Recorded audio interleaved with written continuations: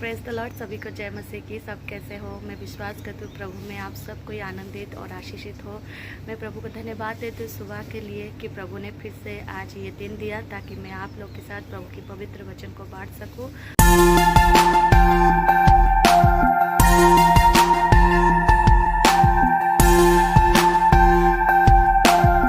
भजन संगीता से आज हम पढ़ेंगे धर्मी और दुष्ट मनुष्य, एक अध्याय से पढ़ेंगे भजन संगीता से।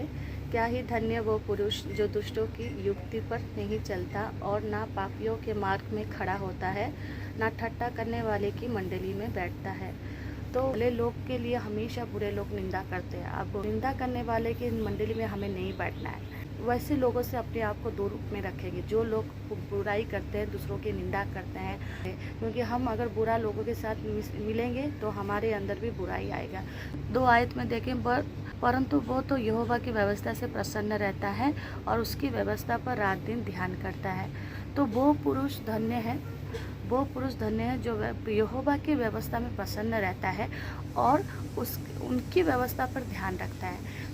बहुत व्यक्ति ऐसे हैं हमें बुरा भला विषय सिखाएगा, गलत रास्ता में लेके जाएगा, हम कैसे बुरी विषय में गिर जाए या हमारे अंदर में बुरी विषय प्रवेश करे। वो सोचते हैं वो जैसे बुरा काम कर रहे हैं उसी तरह से हम भी बुराई में अपने आप को इन्वॉल्व कर दें। तो हमें प्रभु की व्यवस्था में ध्यान रखना है। मेरे प्रभु ने क्या सिखाया, मेरे प्रभु वचन में क्या करें, मेरे परमेश्वर मेरे वचन में कौन सी मार्ग सिखा रहे हैं, मुझे बस वही मार्ग में चलना है। प्रभु की व्यवस्था में वो प्रतिदिन अपने आप को आनंद रखता है और उसकी व्यवस्था पर रात दिन ध्यान करता है। कोई भी परिस्थिति हो, चारों तरफ कोई भी सिचुएशन हो, कितने बुरे लोग रहे, कुछ भी सिचुएशन रहे, वो प्रतिदिन परमेश्वर की व्यवस्था में ध्यान रखता है, क्योंकि वो परमेश्वर को अपने हृदय में और परमेश्वर के वचन को अपने हृदय में उसने स्थान दिया है, क्योंकि परमेश्वर के वचन में वो आनंद रहता है। 3 आयत में देखेंगे, वो उस वृक्ष के समान है, बहती नालिया के किनारे लगाया गया है और अपनी ऋतु में फलता है, किसी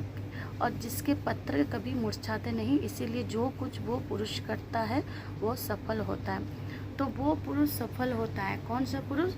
जो बहती नाली है, जो नाली के सामने एक पेड़ लगा रहता है, पानी मिलता है, वो कभी सूखता नहीं है कि उसे पानी भी देना नहीं पड़ता। वो वृक्ष कि हरी भरी रहता है, उसमें फल भी होता है, पत्र भी होता है, फूल भी होता है। तो वैसे वृक्ष समान वो व्यक्ति बन जाता है जो बुरे मार्ग में नहीं चलता है, दुष्टों के मार्ग में नहीं बैठता है, ठट्ठा करने वाले की मंडली में नहीं बैठता है और परमेश्वर के वचन में प्रसन्न रहता है। परमेश्वर के निकट से वो हर कुछ पा सकता है। परमेश्वर उसके विषय, उसके गुण, उसके व्यवहार से, उसके चरित्र से और उसके जीवन बिताने की शैली से प्रभु प्रसन्न रहते हैं।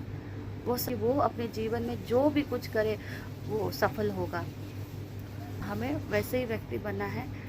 हमारे चारों तरफ जितने भी सारे बुराई लोग रहे, लेकिन हमें उनकी विषय में ध्यान नहीं देना है।